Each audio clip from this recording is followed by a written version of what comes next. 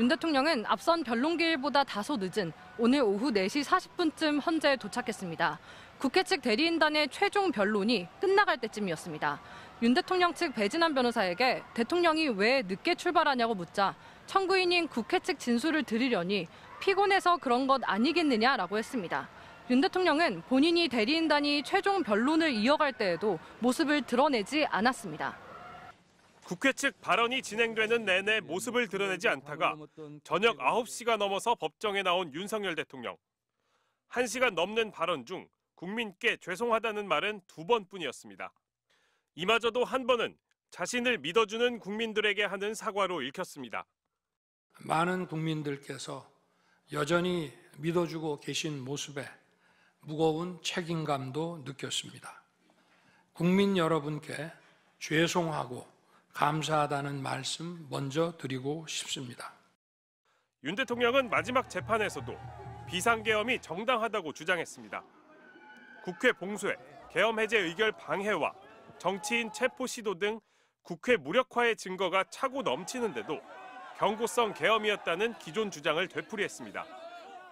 군인이 민간인들에게 폭행당한 일은 있어도 민간인을 폭행하거나 위해를 가한 일은 한 건도 없었습니다. 안건 설명도, 회의록도, 행정 서명도 없이 계엄 직전 열린 5분짜리 회의도 국무회의가 맞다고 주장했습니다. 윤 대통령은 최후 진술 대부분을 야당 비난에 할애하며 해묵은 색깔론도 꺼내들었습니다.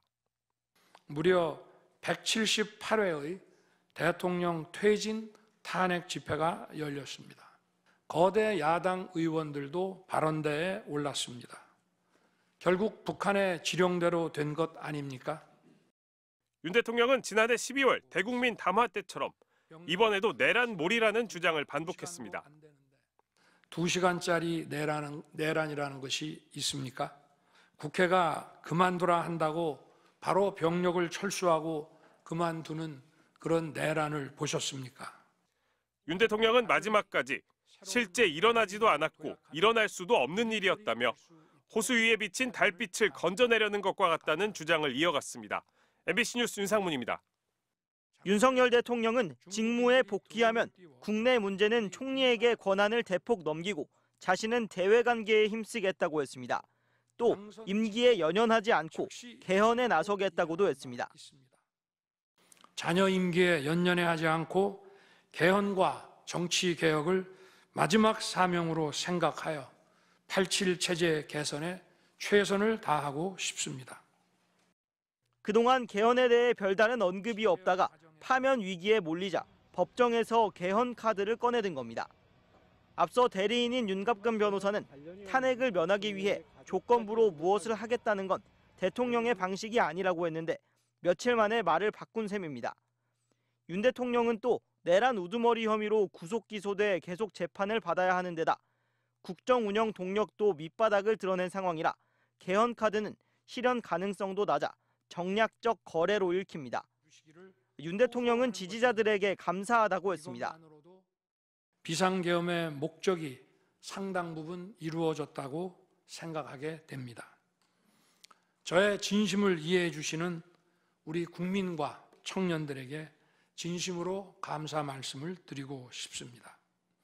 법치주의를 뒤흔든 서부지법 폭동 사태를 두고는 잘못됐다는 말 없이 청년들에게 미안하다고도 했습니다.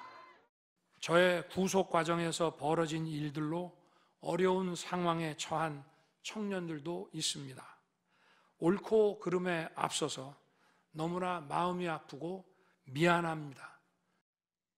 윤 대통령은 김기현, 나경원, 박대출 의원 등 헌법재판소 정문에 도열한 국민의힘 의원들의 인사를 받으며 호송차를 타고 다시 서울 구치소로 향했습니다. MBC 뉴스 김상훈입니다.